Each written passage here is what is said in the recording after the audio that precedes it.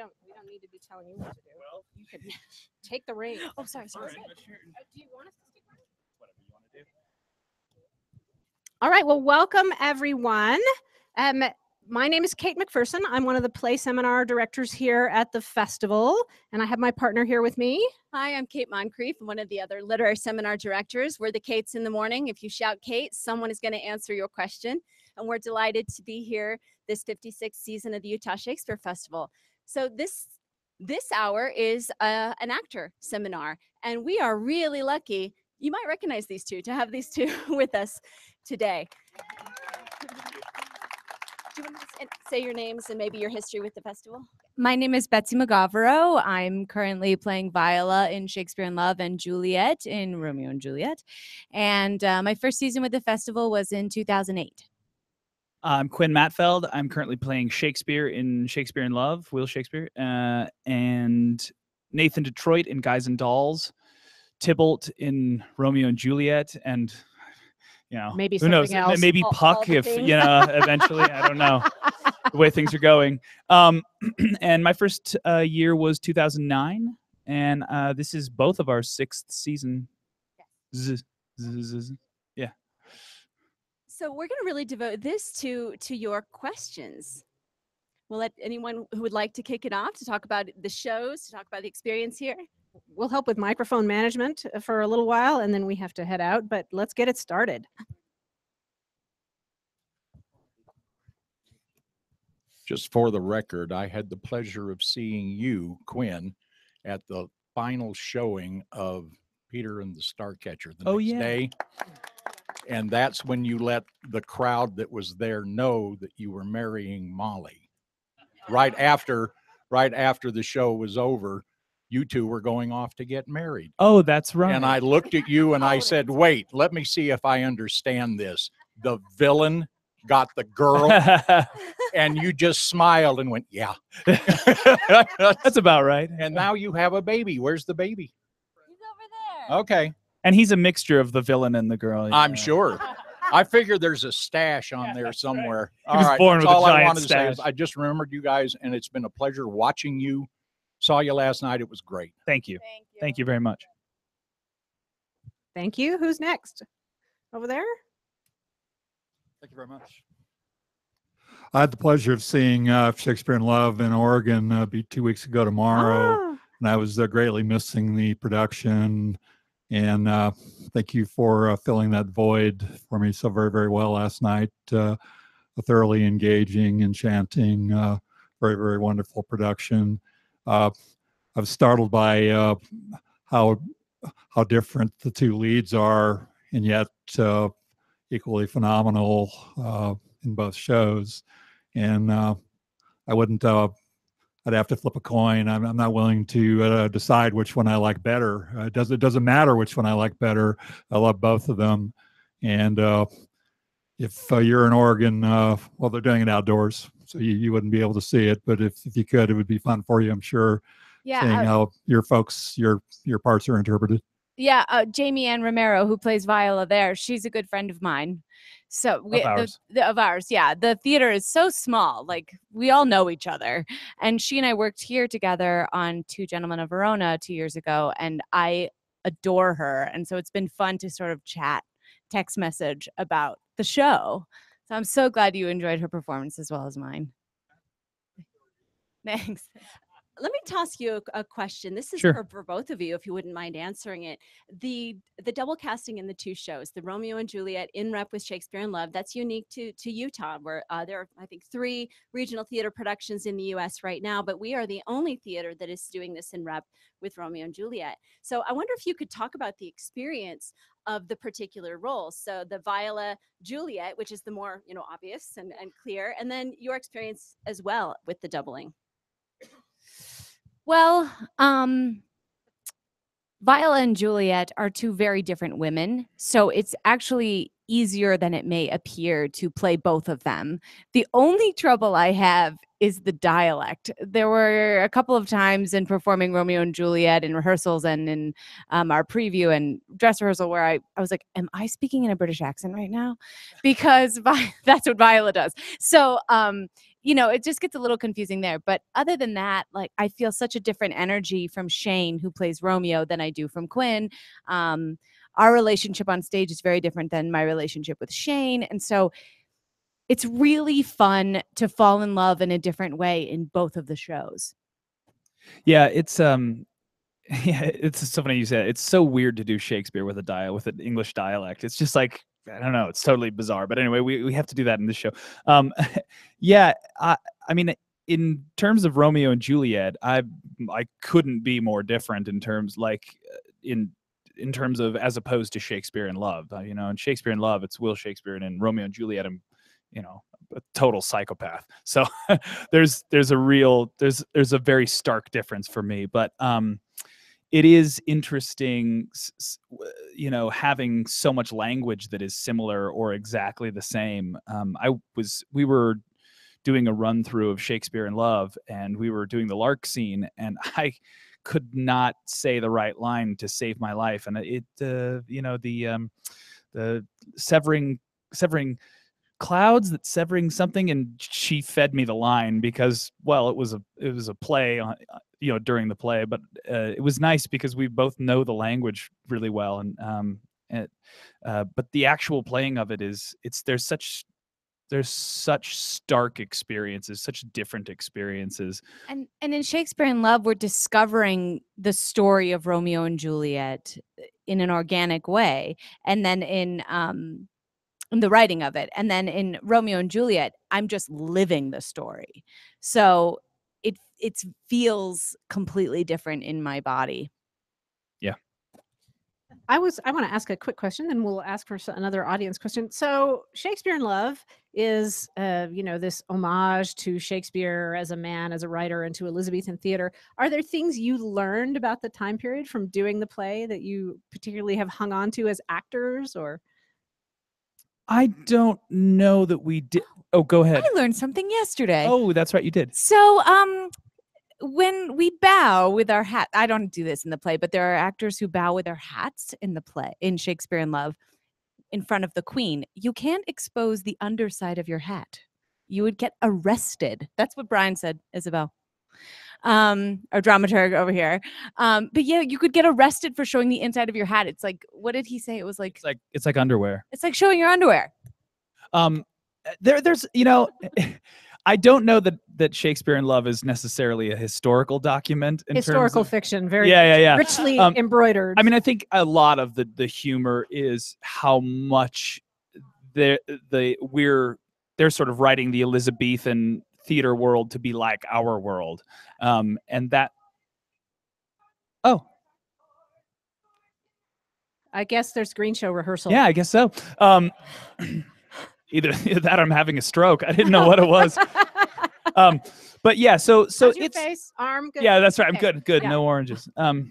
Yeah, but it's fun. It's totally fun, and I don't know that we're necessarily learning anything new about the historical period, but it is. I mean, the costumes are great. That experience is great. Is to be in the Elizabethan world. Yeah. We were talking earlier today in our seminar about Shakespeare in Love about the number of little Easter eggs about Elizabethan theater there are in Shakespeare in Love. And so for a theater nerd like me, like, it's all full of delightful moments for me. And I laugh over and over and over again, even though I, you know, taught and consumed the film over and over and over again. And then coming to the play, even reading the script out loud in my apartment, I was laughing at the script. And then I got to see you two do it. And then I laughed even louder. So it's phenomenal stuff. Well, let's get some questions from the audience for these two fine people. And we're going to just let the microphone circulate. This is a little looser. We're not going to facilitate the rest of the discussion. We'll leave a couple of microphones in the crowd, and we'll let you have your conversation with Betsy and Quinn. So both of you have been here for quite a while, but this isn't the only venue that you act in. So where do you live during the season, off season?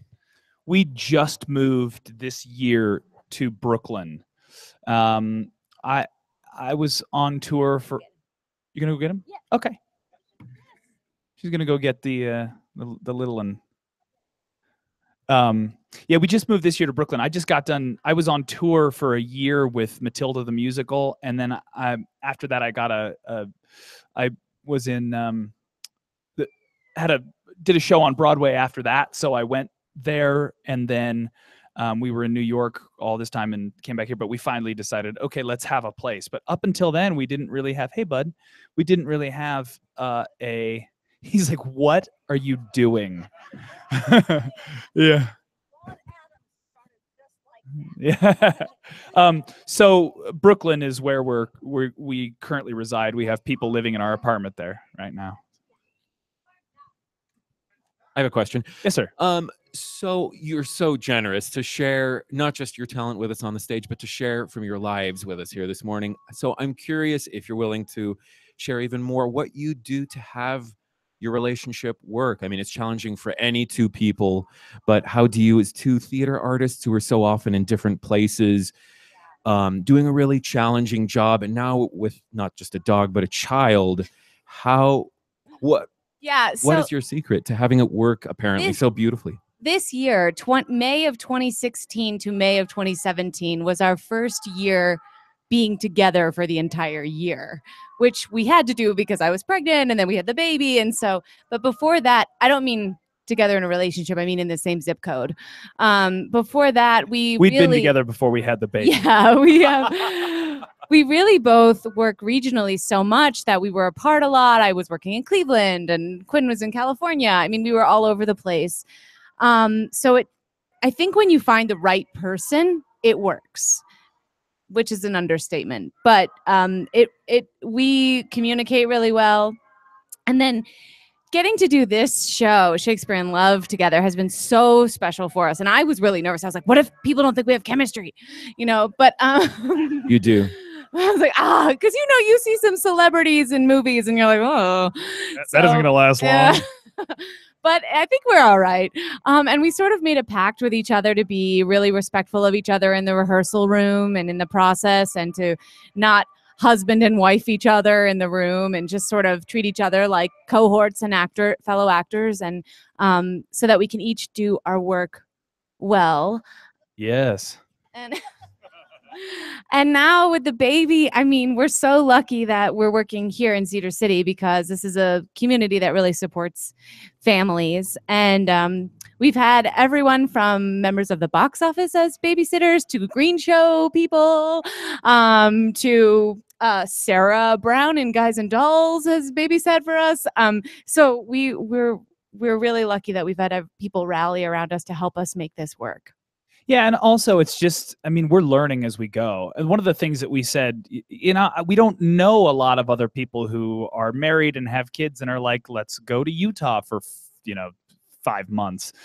So everything for us, and our families don't do this. I'm the only artist in my family. I think you're the only artist in your family. So we decided somewhere along the way, it sort of became our mantra that everything's a new adventure. So we just sort of see it that way, and like, how is this going to work? It's a mystery. We don't know. We don't know how it's going to turn out. We don't know exactly, but we do our best. And if something's a catastrophic failure, that's a learning experience. So far, nothing has been a catastrophic failure. But so we're taking it one day at a time, and we're just seeing how it works out.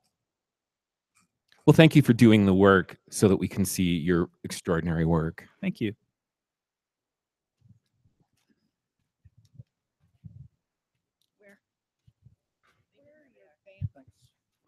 We got a question about where our families are.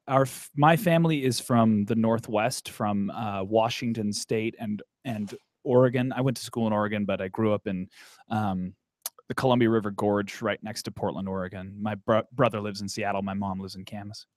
My parents are in Houston, Texas. We're all originally from Pennsylvania, but they relocated there in the last couple of years. My brother's in Atlanta. My sister's in Texas. Everyone's all over. It actually does. We're planning our trip back to Brooklyn, and we're like, okay, so should we take the 40 east-west? Should we take the 10? Yeah. Like, we've driven all of the 10. Yeah. And we're all over the place. And it's great. We've been to so many places and so many states. And when I was on tour, we certainly went to a lot of places. That was very cool. So we've seen a lot of different parts of the country, which is great. So I've got the mic. It's really fun to have you back at the Shakespearean Festival. I've missed you over the last, I think it's been about 3 years. Yeah. Good to see you again. Recognize you. I have commented a few times, but I was when I saw the casting for the plays, I was really excited for the season, and I'm wondering how you felt about not getting Romeo and Juliet. You have such a wonderful scene at the end when you both die. You did that so well. I can't imagine they can do it any better in Romeo and Juliet tonight, but I guess we'll see. Well, Betsy's.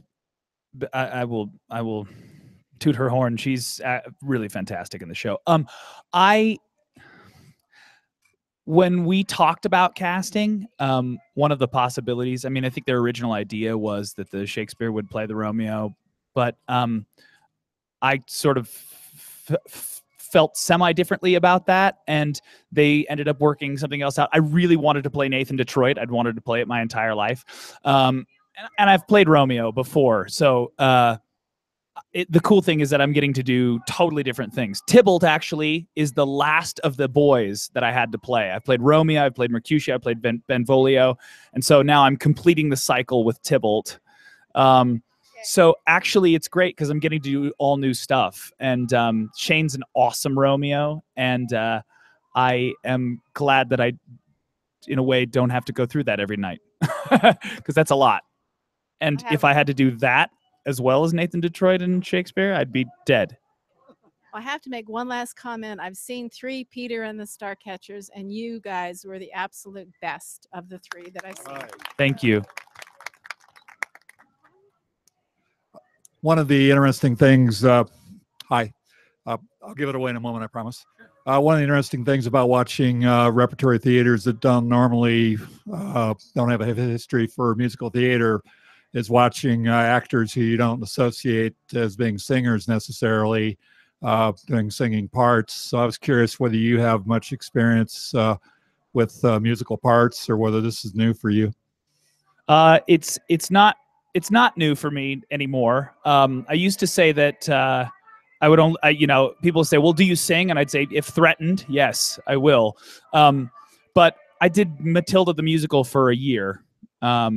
And, had my own solo and had to hit a high note and everything. So, it's all, and I don't have any training in it necessarily, but I've ended up doing a lot of musical theater because it's a very thin, very, very thin line between a Shakespearean or classic clown and a musical theater clown.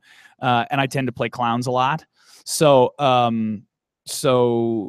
that's what I ended up getting sort of tossed into, and I've just ended up doing it a lot more recently, and now I'm at that point where I'm like, no, I'm a musical theater actor as well. So I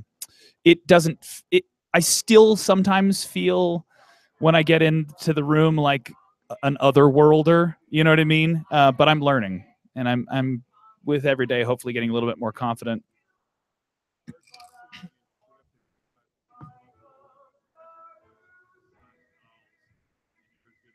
Oh, thank you.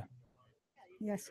Thank you. Yeah, that's my comment was also, my question is also about Nathan. How did you find the core? What is Nathan's core? What is, driving him around, other than the fact that he's crazy about Adelaide, but well, it's so funny, like, in a way, Shakespeare and Nathan Detroit have similar sort of trajectories, right? They're both kind of hustlers. They're both trying to make things happen. They're both improvising. They're just trying to get the thing done. Yeah. And I think he genuinely loves Adelaide and genuinely, is going to be with her. And there's no doubt about it. It's just a question of, for me, what I've justified is that, he needs to have money to get married. He needs to have money to get married and have a home. And he thinks he's going to do that by scoring big, but gambling is so fluid. It's like, it just doesn't occur to him. He's not the brightest bulb in the bunch. But he's a sweet guy, and I don't think he's malicious at all. But he's just sort of, a creature of habit in a way. So that's kind of my thought about him, is that there's no malice, absolutely no malice. It's just he doesn't know of another way to make money. You know what I mean? It's like when Rusty Charlie says, well, or they say, why is Sarah, Miss Brown so nice? Why is she working, how does she make money? And they say, well, maybe she owns a piece of the mission. It's like, what? That doesn't even make sense logically. It's just these guys, they can't conceive of another way. So staying in that lane is pretty fun for Nathan. For each of you, your most difficult scene this season? Yesterday. Oh, yesterday. Oh, yes. Okay.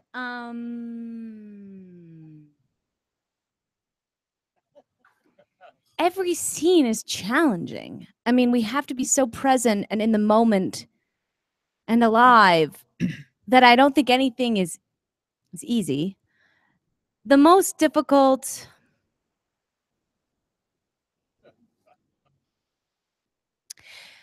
probably for me, technically, is reading from the pages and discovering the lines of Romeo and Juliet when he's in my bedroom, and we're reading the play just to make sure that stays interesting, but having Viola discover the words that we all know so well for the first time is technically challenging, and I just have to try to lift it every night to make sure that we get that I'm learning it for the first time, but also be reading it so you're not disinterested in me because my head is in the page. You know what I mean? Like, so it's technically difficult, but I love that, because to get to be a person that is reading Shakespeare's text for the first time is, I mean, it's anywhere, but it takes me back to when I was younger and doing that for the first time. So it's really cool. Yeah, I think this might be the hardest scene. I think honestly, the end of the play when he has to let go of Viola is really tough, because I mean, it would be tough to have to live through that nightly anyway, but there's an extra level of awareness when it's also being played by my wife.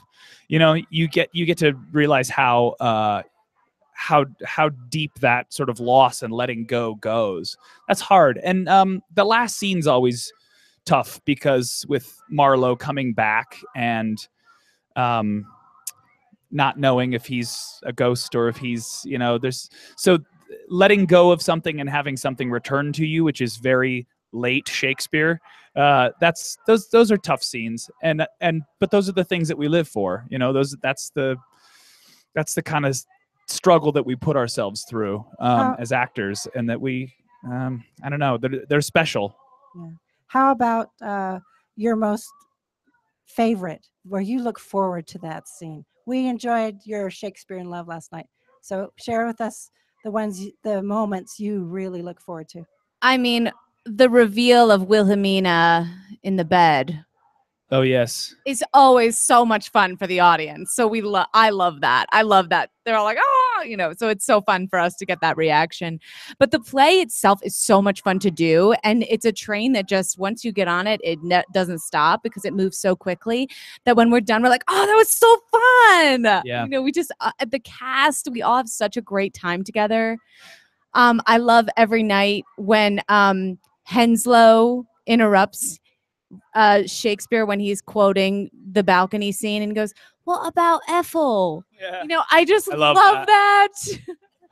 I love all the sort of meta theatrical scenes. The one when we're having auditions, and I love when we're doing the balcony scene. I love the balcony scene in Shakespeare in Love. I love it in Romeo and Juliet. I'm just not in it, but I love all that stuff. And I also love when the play starts to take a turn, and when it becomes something more than just a comedy. That there's that line that Will has, that it's not a comedy I'm writing anymore. And I love that, because that's what happens in this play too. It goes from being a romantic comedy to not, it's more like Love's Labor's Lost than it is like anything else. Yes, sir.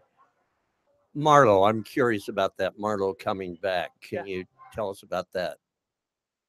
You mean in terms of the reality of it? Of is it a ghost or is it a real person? from my perspective as playing the thing, I think there's only one scene in which Marlowe is actually a real human. I think all the others are projections of Shakespeare's consciousness. That's just me. That's just the way I'm playing it. I think the one scene is I think the one scene is in the bar when they have the discussion about because he shows up, other people see him.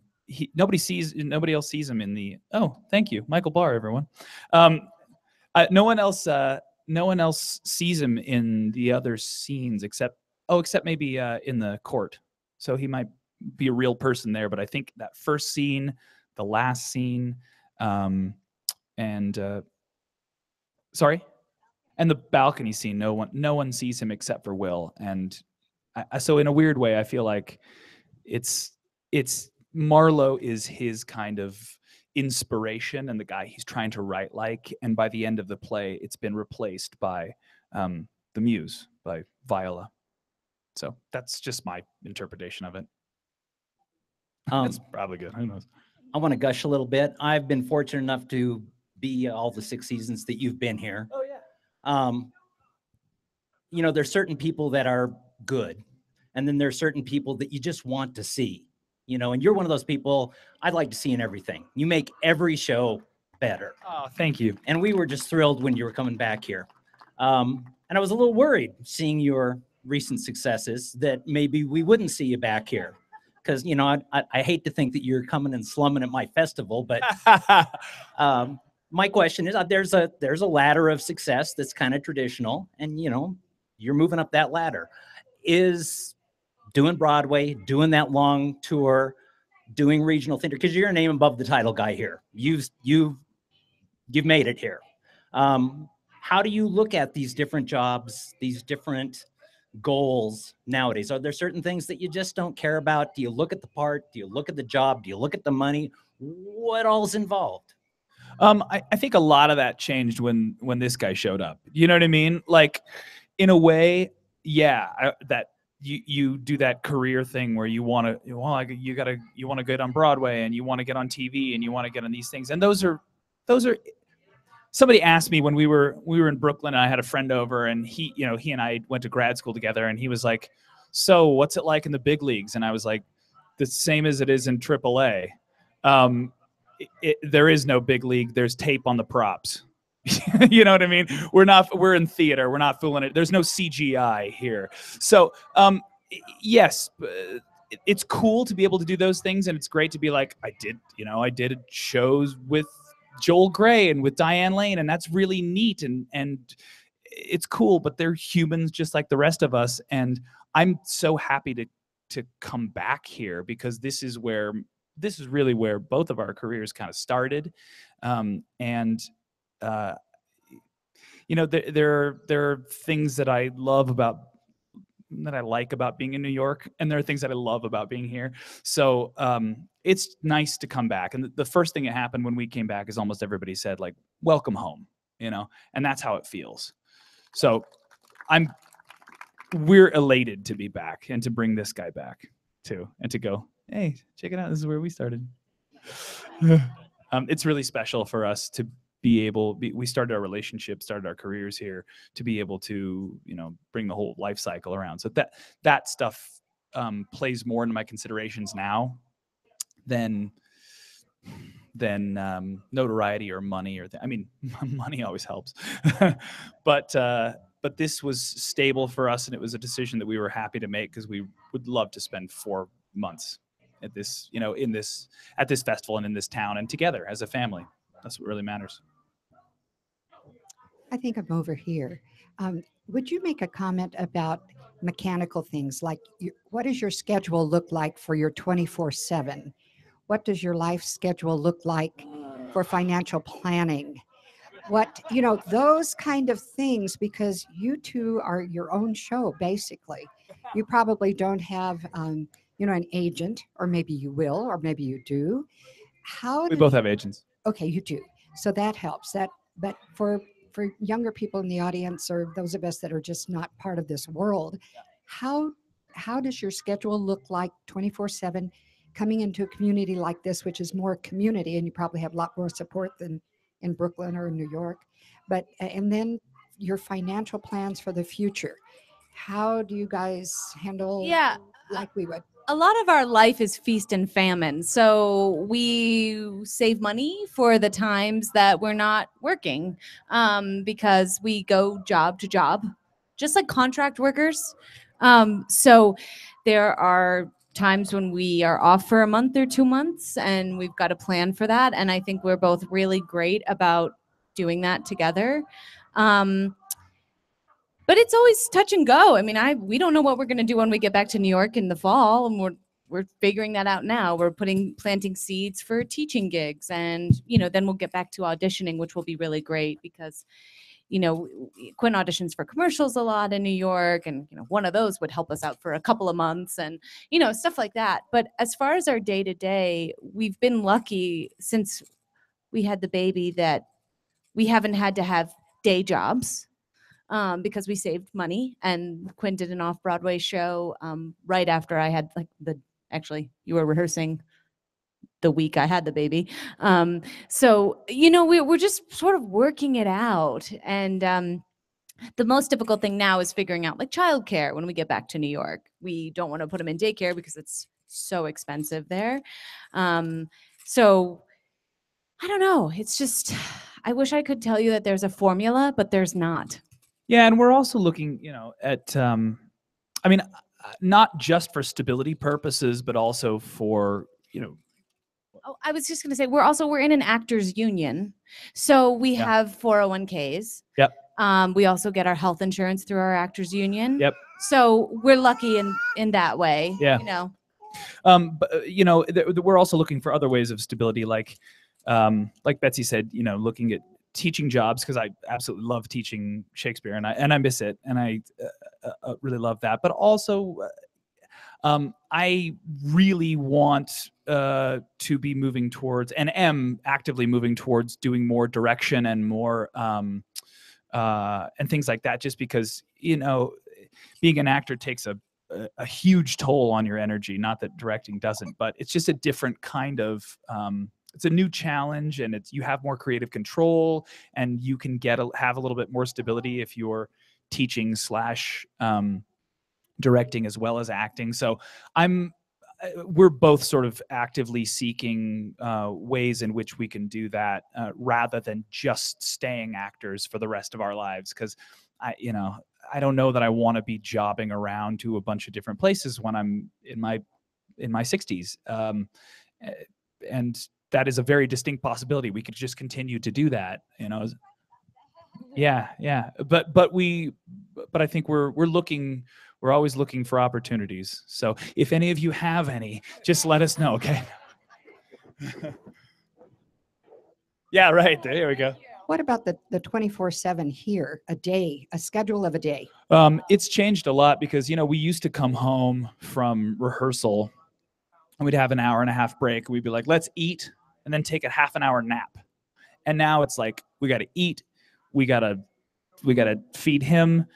And then we get maybe, I got to close my eyes for 5 minutes, and then we trade off closing our eyes for 5 minutes.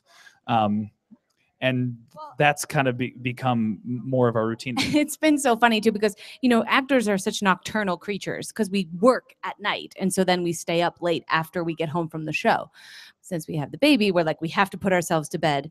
And then we get up early because he gets up early, and we're like, wow, you get so much done in the day when you actually wake up before noon. Yeah, the schedule for us used to be, I used to stay up until 2 o'clock, 4 o'clock, and I would wake up at around 10 to 11 because that's just our schedules are late shifted. Well, he doesn't care.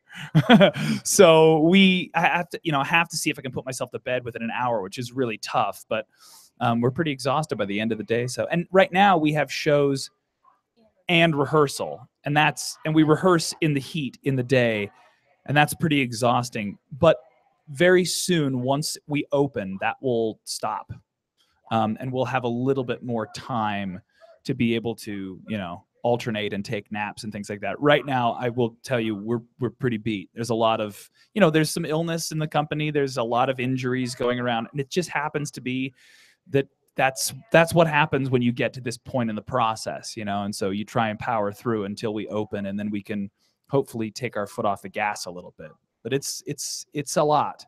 And I will say too, when we are not on stage, we are still always looking at our lines, Yes. always thinking about the show. Yes. It's a full 24/7 weight on us. But what's been really great about having the baby too is that we also have something else to focus on. So a lot of the ego stuff that we used to suffer from, like, oh, I'm so mad at my performance, I'm gonna go cry myself to sleep. We can't do that anymore. Which has been really freeing for me, liberating. Yeah. And also like you were saying, we're always thinking about the show. Like tonight we have Romeo and Juliet, and I'm like, oh cool, I've got half a show to look up my lines for Guys and Dolls. You know what I mean? Like the minute, spoiler alert, Tybalt dies. What? The minute, I know. I didn't know. Yeah, I know, right? If only we'd read it 400 years ago. So the minute that happens, I go into the dressing room and I start working on Guys and Dolls and thinking about my lines for that and thinking about what I got to do for that. And so that when I get home, I can just take care of the baby and take care of my wife and and let my wife take care of me and go to bed. At this moment in time, I'm over here. Okay. At this moment in time. Yes, sir. If that little guy says to you in a few years, Dad, I'm going to be an actor. Oh, God. What are you going to say? No. It's not going to happen. Yeah. No. We keep saying like he's going to be an investment banker because we need someone to fund our life. No, it doesn't matter. We just want him to be happy. We struggle, it's a constant struggle trying to find work, trying to figure out the money stuff, trying to figure out where we're going to live. But at the end of the day, we are very, very happy that we get to follow our passion. Yeah. So if he can figure it out the way that we can't believe that our parents were like, cool, go be actors. And I'm so grateful that they didn't discourage us from doing it. So if he wants to, he can. Yeah, I mean, he can be whatever. He gets to be whatever he wants to be. But if he's into engineering, that's cool. That's cool too. Whatever. Yeah, I mean, it's just, it can, the thing I would warn him is that, you have energy up to a certain point, as a young person to be able to jump all over the place and, you know what I mean? Yeah. Jump through all the hoops and, do all this, when you're a non-equity actor and you're living with 3 other people and you rehearsing all the time, all day. I mean, my first year here, I remember one time I had like a 9 o'clock fight call that went to 10:30. Then I started rehearsal or did something at around 11, had rehearsal at 1. Then I had a costume fitting somewhere in the break and continued rehearsing all night. And I was like, geez, that was like a 9 to like 10. So like, full 13 hours in the day of like acting, which is exhausting. And you only have a certain amount of time, which you can do that without diminishing returns. I'm 37. I've certainly hit it. So I'm like, we can rehearse this again, but you're going to get nothing. So it's in a way a young person's game. And now we're finding a place where we're both working, we're working together, we have our child. This is such a rare gift for us, and I think a rare gift in this business, that somebody would say, yes, you two who are married, come out and play these roles with one another. And Utah has been very, very good to us. So that's one of the things for him to consider, is that, unless you get really, really, really lucky like we have, it can be a hard life. It's just a lot. Okay. This is the standard question for actors. Parts that you have not had a chance to play, dream parts, whatever. The fairy godmother comes down and says you will play Blanc at the Barbican or on Broadway or at the Guthrie. Yeah. What kind of part that you've never had a chance to play, or you love to do? I feel like I've been asked this question every actor seminar I've done at Utah Shakespeare Festival, and I still haven't played the role. Nora in A Doll's House is something I really want to do. So if anybody wants to do it, now I've I'm been going to bugging pitch Brian. myself. No, yeah, no. So we, that's one I really would like to do. I still want to tackle the ingenues in Shakespeare's canon, and then get into the You other mean fun Juliet's not women. enough of an ingenue? Juliet's not enough of an ingenue? Well, she is one of the best. I do love playing her. I used to have weird ones where I was like, I want to play Angelo in Comedy of Errors. I just think that's a funny role. I don't know. It's like he's like a merchant. He has like 2 scenes, but something about that seems really fun. I'd like to play Richard III soon, because I think he's so funny and just so wicked and so wonderful to play. I think that would be a lot of fun. I think I maybe have one more Hamlet in me. I've played that twice and would do that again, maybe, because that's a lot. And I'm not sure. There's a bunch of shows I'd love to direct.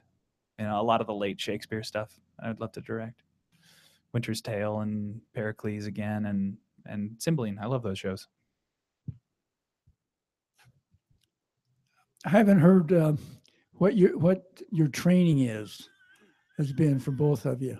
So I went to undergraduate at Temple University in Philadelphia, and then I got my master's in fine arts at the University of California, Irvine.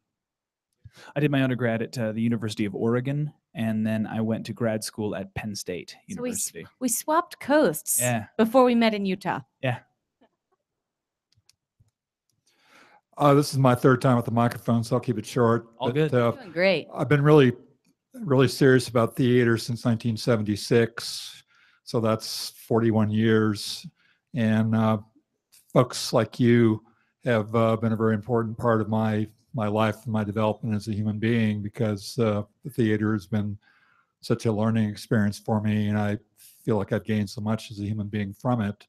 So on those occasions when you're thinking, has this really been worth it? Keep in mind there are people out there in your audiences that cherish the fact that they're in the theater. And each year I have typically probably around 3 performances out of the 50 or so I see that I know I'll be cherishing for the rest of my life. And anyway, when you're doing the kind of work that makes people feel that way about what they're experiencing, I would think that would be rewarding. Yeah, it is anyway. Absolutely. Thank you. I would say yes, absolutely. I mean, theater changes us, and it's also great when it has an effect on the audience and changes the audience. And somebody said, remember that every show that you do, every single show that you do, there's a very serious potential that is both someone's first show and someone's last show, and that's a huge charge for us. It's also it's a big responsibility, but it's also just a wonderful blessing. And that's the reason why we keep doing it. It's that it's storytelling, but it's not just entertainment. It's hopefully finding a way to communicate with many people about the human experience. And our hope is that people have exactly your time when you're in the seat watching the show, just being able to go home and think about your life or whatever. Like, hopefully tonight, if you all see Romeo and Juliet, you remember the first time you fell in love. I mean, that's what we're trying to do, to get you to remember what it's like to experience all of those really important human moments. Or the first time you committed double suicide. You never know. I mean, oh, the 80s. Ew. Sorry. Question for you. Yes, sir. From an actor's preparation standpoint, you kind of talk about live theater and going through your lines. When you guys transition to commercials or film or voice acting or any other type of acting other than live theater, is the prep different? Like, do you do different things when you go knowing you're going to be filmed versus the rehearsal of the live show you're going to produce? Like, how does that change your prep? Yeah, for TV and film and stuff like that, they don't care nearly as much about accuracy in terms of language. So I memorized the general thing, but so much of my training, the classes that I've taken in film and television tell you, you fit this thing to you.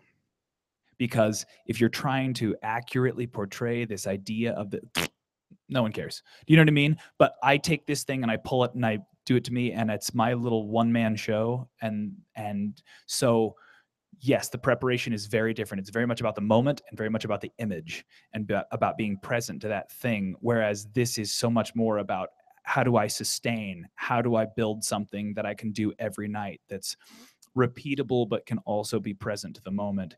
And with film and television, repeatable doesn't matter.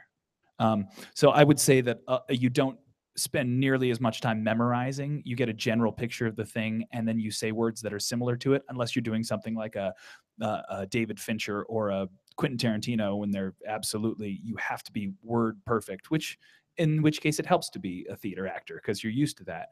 But yeah, it is a very, very different process, and it's a completely different set of mechanics about where you look. And I mean, I did a TV show in New York, and it was just this bizarre. I had to come up to this hospital bed and take somebody's pulse. I was playing a psychiatric nurse, but they had the camera right here and a chair right here. So I had to, they were like, just walk up and take the person's pulse. And I was like, okay, great. So this is what I had to do. And you don't see me getting into, but I had to do that in order not to run into the camera. It's this really bizarre, there's this whole science going on that has nothing to do with you. And they're like, fine, just say the lines. It doesn't matter. You know, they're creating so much of the drama because they control where the audience looks. And we don't do that in theater. You know, well, we do a little bit, but August argued, okay, you're right, bud.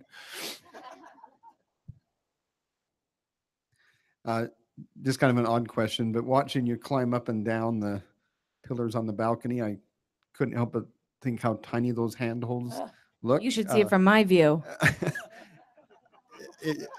I'm just curious, do you worry about falling off? I do. No. I don't even I touch his hand when we say goodbye because I don't want any of my energy to give him any force backward. I'm just like, see ya. No, it's actually, I mean, we had an original rehearsal with it where it was like they strapped me into a harness, and it was for like risk assessment for the university, you know. But it's really not difficult at all to stand on. I feel like I have a good grip, and now that I've sort of memorized where the handholds are and how I move and stuff like that, it's actually become pretty efficient, and I feel very safe. The most treacherous thing in the theater here is the trap. Yeah. Because if we're not paying attention, one of us could just fall into that hole. Yeah. And we've blocked everything so that we're really clear of it for most of the time. But, you know, we're all always keeping an eye on each other like, hey, man, don't back up. Like, Brian, the other day, we had a scene at the very end when I just tell her, you know, come away with me. And she's like, where are we going to go? And we have a kiss, and then I back up, and Brian's like, just do me a favor and back straight along that rail. Don't, because the audience will, you know, and that's what we worry about, is not so much, we feel very safe. The big worry is that we're going to do something that's going to pull the audience out of it. You know, willing suspension of disbelief only goes so far until you go, oh my gosh, is that person going to die? Yeah. Would you feel comfortable sharing your own love story? Shh. You're hearing it right now. Yeah. Sounds like that. Yeah. Yeah, we were here in 2009 performing in Henry V. I was the boy. And As You Like It, I played Phoebe and Quinn played Orlando. Yeah, so I guess we've kind of come full circle to me falling in love with you dressed as a boy.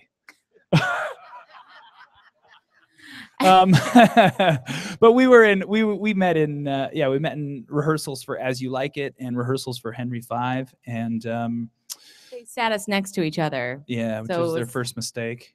Felicitous. Yeah, and so from there it just sort of blossomed, and I was in New York at the time, and Betsy was going back to LA, and I was like, well, I don't want to go separate ways. We had this lovely summer romance, but it was also like, no. And so I moved otherwise known as a showmance. Yeah, showmance. For but I moved to LA with her, and by the time I showed up, I got there. It was like maybe the second day. She was like, "I just don't know if this is a good idea," and I was like, "I literally moved across the country. This has to be a good idea." No, it was like the day you moved in. It was the day I moved in. We were sitting in the our car. car in the parking lot, and his mom drove down from Washington with him because he bought a car to go Yeah. to LA. I mean, it was like a whole thing. And we were in the car in the parking lot, and his mom was upstairs like helping us like get our kitchen organized. And I was like, yeah, I don't know if I'm ready for this. Like, well, can we take it one day at a time? And I was like, yes, I can do that. And then like 3 weeks later, we got a dog, and then it was just And been together ever since. And the charm kicked in, and No, we're really lucky that we met, and it's working out. Yes, sir. I knew nothing of your prior association, but last night I noticed your romance scenes were extremely well done and very nice. Thank you. Now I know why. Well, we had it's funny. We had the first audience, and then we sort of came backstage, and we were like, "Did you feel a little uncomfortable doing that in front of 700 people?" Just a little bit at first. Now we've gotten over it, but at first I was like, "I'm pretending to undress my wife in front of everyone." It's also kind of nice to have that time together. That's true. It's true. I think I'm afraid to ask this question. Of course, the baby is number one, and the theater is right close to it, and life that way. What do you do for fun? We're watching The Handmaid's Tale right now. Yeah, boy. That's hilarious. Laugh riot. No, we.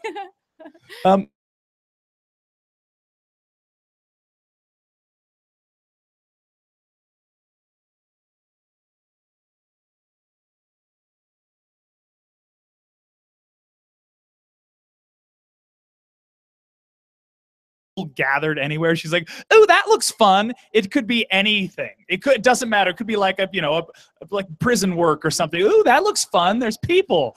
So she's so good for me because she's always pulling me out of my weird little cave. And he has also, we go to so many things. We try to take him to all these things and just do stuff with him because otherwise, we'd just be sitting at home and just trying to make it through the day. But it's been great. And in previous years, we hiked every Sunday. I mean, we were always out here because it's so beautiful and it's such a majestic part of the country. But this now that can't really hike with a 6-month-old, so we sort of have lots of fun in the backyard, and like we're always outside. I have a garden here. I mean, we're just trying to put up a swing in the tree. Yeah, just have a nice little life. And that's like it's so funny. I don't know. Before I was a parent, I was like, that sounds so boring. Like you have to just sit there and watch somebody swing. I'm going to watch you have fun, but it is, you know what I mean? I can't wait to sit here and watch you have fun, but it is absolute joy. And you as a person start to realize, like when he's staring at a book or something, you go, yeah, the color blue is amazing. It's really amazing. And there's so many things to rediscover. And so he's just been this prism of experience and perspective. And it's absolute joy. It really is.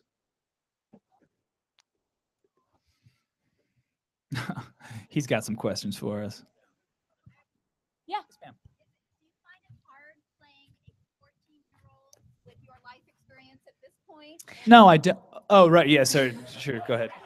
The question was, is it difficult to play a 14-year-old? Now that I'm a mom, my joke was always, well, I can't have a kid because no one's going to hire a pregnant Juliet. And then it happened.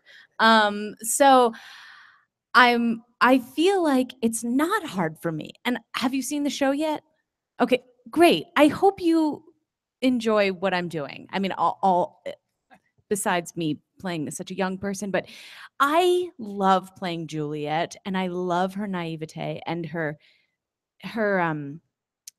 she's just completely like blown back by falling in love, and then she has no experience to navigate her way through what love is and what this complicated situation is that she and Romeo are in. And so she goes completely on instinct, and she's so smart that I don't think about, oh, I have to be 14. I just have to discover every moment that she's in and live in it with her. And Shakespeare's written her in a way that her youth comes across. But then you also, through the course of this, 3 hours traffic of our stage, see her just really grow into being her own woman. So it's just such a lovely journey that I get to take. So I start out very young, and then I become something else. So I don't think it's hard. I don't know. I know this is going to sound terrible, but I'm not thinking about him when I'm up here, because I'm thinking about who I'm talking to and what we're doing, and which is also a really nice release. And I'm grateful that I get to be free in my art. Any last questions? We have running out of time here.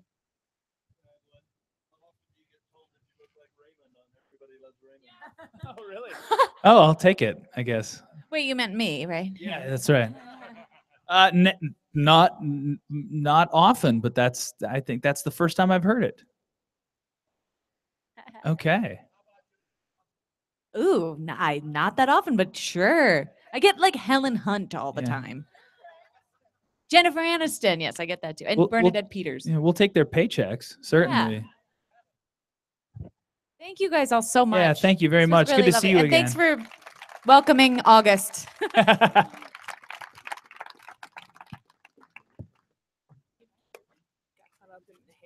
know.